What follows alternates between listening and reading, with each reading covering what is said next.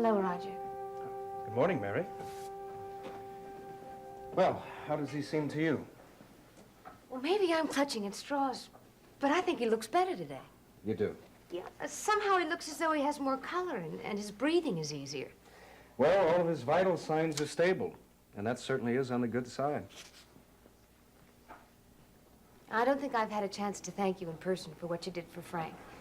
They told us that you saved his life right there in the stairwell by moving him the way you did. Well, when I found him, I could tell by the way he was lying on the floor that he might possibly have a neck injury. So it was just a matter of making sure that he wasn't hurt when we moved him to the emergency room. Well, we're all very grateful that you were the one who found him. Thank you.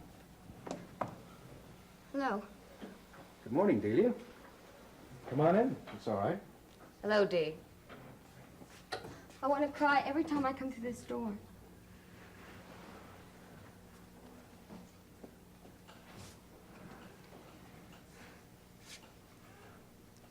How is he today? About the same. Under his tan, he seems very pale. Does that mean anything? There's no circulation problem as yet. As yet. Are you expecting one? Oh, we're hoping no. This is so awful. Mary? Mary, has he begun to wake up or say anything at all? No, but he's sleeping lighter, I think. You do.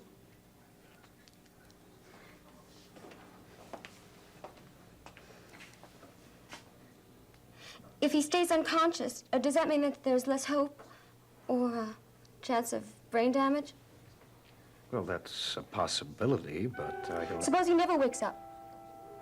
Suppose he just stays like that. That would be worse than anything. You know, I've read in the papers where people stay in comas for years. Dee, you don't have to do that. Well, what if he just lies like that? Isn't that what they call a vegetable? Dee, will you please stop? But I only want to... Just don't say another word. We're all under a lot of strain, and believe me, that isn't helping. I'll be outside.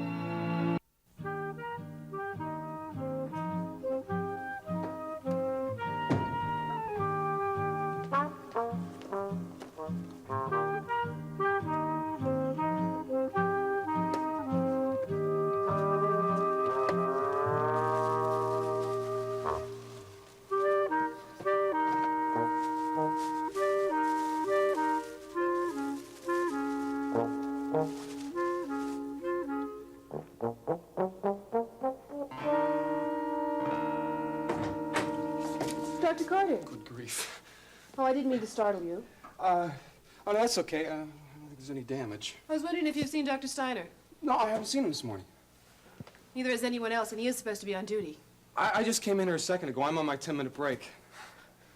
Well, the floor is all quiet. It's a good time to take a break. Miss Gonzalez, could I ask you a personal favor? Yes? Would you mind not saying anything about that? It's a surprise. Why, Dr. Carter, I never would have imagined you were such a romantic person. Well... And Dr. Faith Coleridge, you have good taste. Oh, thank you. I won't give you away. She's a very bright young lady and a nice person. Yeah, well, I think so. But I can't say she's exactly bowled over with me. Well, if you keep giving her orchids, you're certainly going to make an impression. Well, I hope so. Right now, she seems to be so wrapped up in medicine, it's hard to get her attention. Well, she's just out of medical school, and her father's a doctor. Her brother's a resident. Yeah, and, but I have sort of a medical family background, too, if you think about it. Oh? Is your father a doctor? Not exactly. He's in the shoe business. But my aunt just joined the staff, Dr. Eleanor Bolak. Oh, yes. And she's married to Seneca Bolak, who's certainly well known. I'm afraid I don't... He won the Bolin Award in 1970 for original research on the nerve growth factor. Oh, I've heard of the Bolin Award. Yeah, and Dr. Westheimer's my second cousin. Once or twice removed. I can't quite remember which. I'm sure that when Dr. Coleridge hears all that, she'll really be impressed. But I think your flower will do better. As long as something does. This is what's known as my lady's slipper. How'd you know that? They grow wild in Puerto Rico. Oh? Would you like to hear a fairy tale?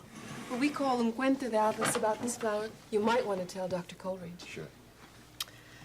Well, when I was a little girl, my mother used to tell me that the island of Puerto Rico was 3 times blessed by the winds and the weather and the angels of God. Angels? Oh, yes. My mother believed that the angels were watching over the island and all its people, and that they would help us if we got close enough to ask. Oh, how'd you do that? Well, when you had a very difficult situation, which for a girl usually involved a young man, the way to be guided by the angels was to rise with the first light of dawn, when the mist was still heavy over the forest, and find your way out to where the wild orchids grow. And there you looked for a sign that an angel was nearby. My mother said you could always tell where an angel had passed, because each place the angel's foot had touched was transformed into the flower known as my lady's slipper. And then when you found that flower, you sat down beside it and you prayed to the angel who had to be close by. And then whatever decision you made, it would be for the good, and it would be blessed by the angels. That's really lovely. I hope she likes your flower. Well, I'm trying.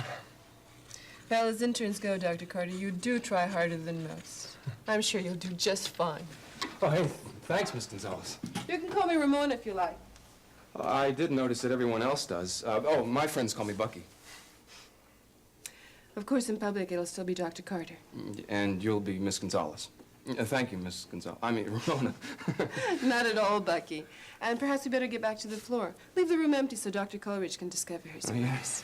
I just hope she appreciates it half as much as you do.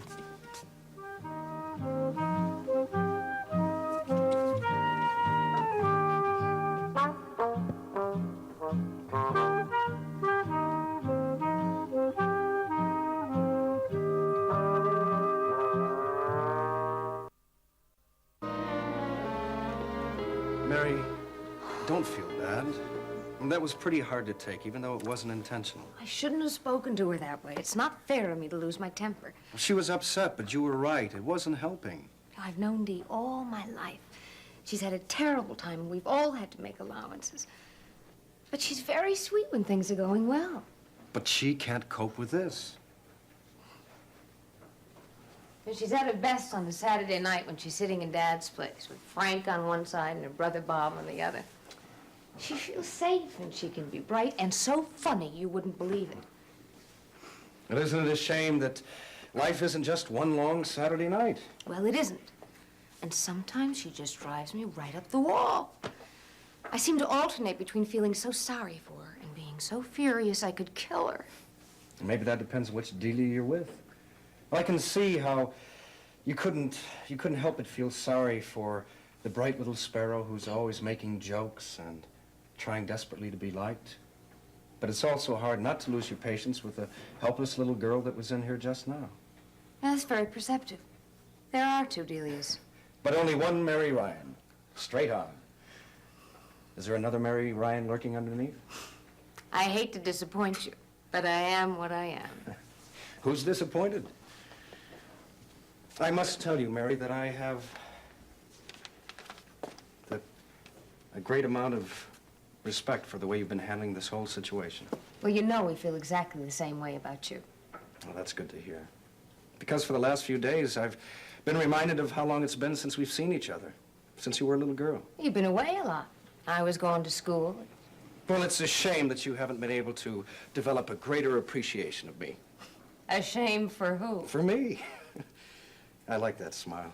Thank you. I'd like to make up for all the lost time. As soon as the strain of all of this is over.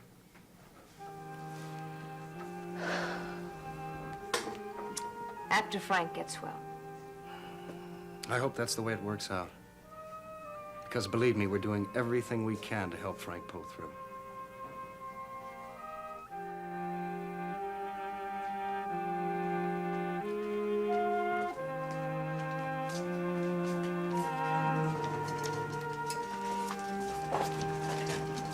Excuse me, could you tell me where I might find Miss Gonzalez, the head nurse? I'm Miss Gonzalez. You are? Yes, may I help you? Oh, I'm sorry, it's just that I expected someone older. My name is Jack Finelli. I'm a friend of Frank Ryan's. Oh, well, just a minute. Dr. Carter, would you please look in on Mr. Zaba, see if he's taken his medication, and check his traction while you're there. Oh, Dr. Moultrie wants Mr. Zaba left to him, Miss Gonzalez. Dr. Moultrie's in surgery this morning. Yes, ma'am. I just wanted to ask about Frank before I went in. Well, his condition is unchanged. He's still listed as critical. No better, no worse. That's about all I can tell you. Well, thank you very much. Miss Gonzalez, you mentioned a patient named Zabo. That wouldn't happen to be another old friend of mine by any chance, Nick Zabo? Well, Mr. Zabo's first name is Nick. What's he in for? He has a slip disc. Ah, that's rough. And what are they doing for him? He's in traction, Mr. Finelli. And if you're finished, I'd like to get back to my work. The police have already questioned me about Mr. Ryan and Mr. Zabo, and I'm sure they'll be glad to provide you with the details of their investigation. You know who I am. I read stories in the paper written by Jack Finelli every week, and it's not a common name. I see why you're the head nurse. I haven't told you anything you couldn't have found out from phoning patient information. Miss Gonzalez, I'm interested in the Frank Ryan case, and I assure you it's true. I'm a friend of his and of the Ryan family. I wonder if you'd answer one more question for me, please. What were the police interested in Nick Zabo for? Is there some connection between him and Frank Ryan? Well, that's hardly a secret. Mr. Zabo certainly had nothing to do with the accident because he's been in traction for 10 days. But it is true that Frank Ryan visited Mr. Zabo in his room just a few hours before the accident. Thank you very much. That's very helpful. Is anyone with Frank now? I'm not sure, but his sister was with him earlier. Well, thanks again. I'll just look in and see how he is. Not at all.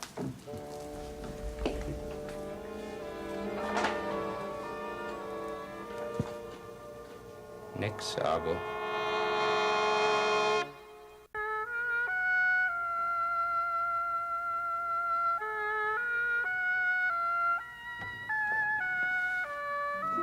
Hello, Finelli. Hi, Ryan. Morning, Doctor. How is he? Stable. Thanks for coming by. I wanted to see you. I better get back to work now, Mary.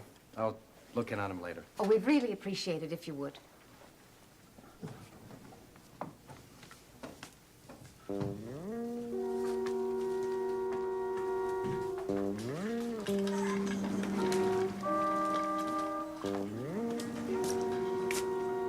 Dee, what are you doing out here? What's the matter, honey? Frank? No. No, it's me. Look, I don't know what to do. Bobby, please help me. Now, come on, honey, get yourself together. I can't help you unless I know what's wrong. It's Mary. Bobby, she's mad at me. Mary? Honey, that doesn't make any sense.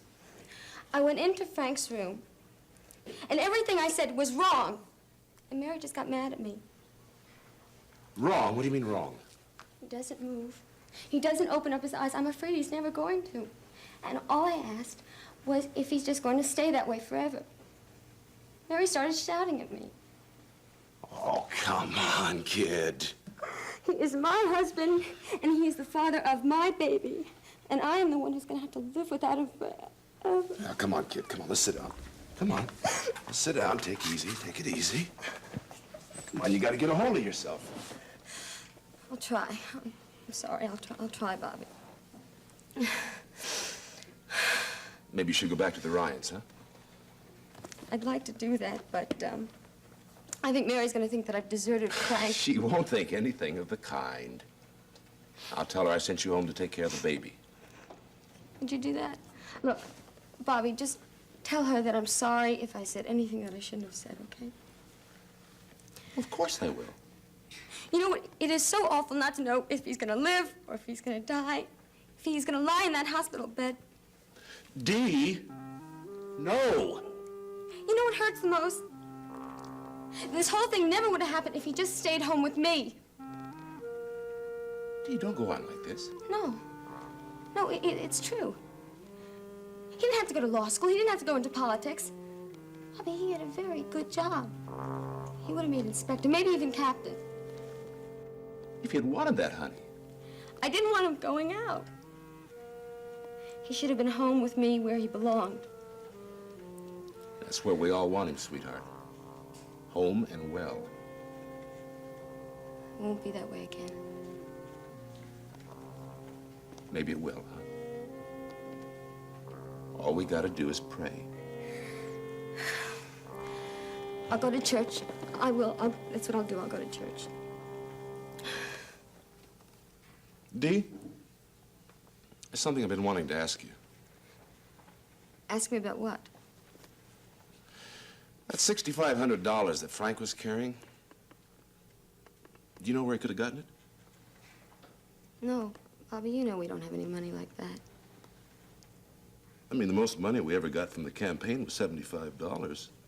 Couldn't have come from there. I don't know. Had to come from somewhere. Bobby, maybe you want to see our bank book. Would that be of any help at all? Yeah, it might. Look, I have to go back to the apartment, and I'll find it. I have to get some things for little John anyway. I'm going to stay at the Ryans until we hear more about Frank. Good, that's a good idea. And don't you worry about Mary, because I'll talk to her, okay? All right?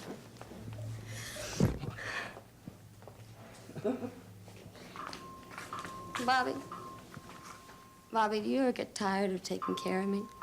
Oh, Dee. No, you know, I wouldn't blame you if you did. I wish I was more like the Ryans. I wish I was strong and independent. I wish I could argue with people. I really can't. Now, kid, come on. If everybody was the same, it'd be a pretty dull place to live, wouldn't it? Huh? You know, I'm better when you're around. Or Frank. When you and Frank are around, I feel very safe. Dee, I think you're a lot more capable of taking care of yourself than you think you are. A lot more than you realize. I wish I was. You are. You are, huh? Thank you. Oh, come on. Now, you go back to the Ryans, tell them you saw Frank, tell them how he was, and then you go upstairs, and you get some rest. Oh, Bobby, you're so sweet to me. Oh, come on, kid.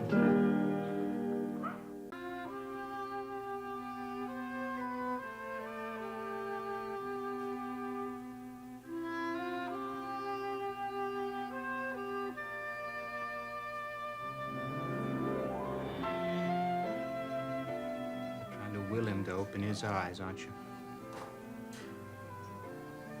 It takes a lot of energy. Why don't you rest a minute? Yes, I hadn't realized.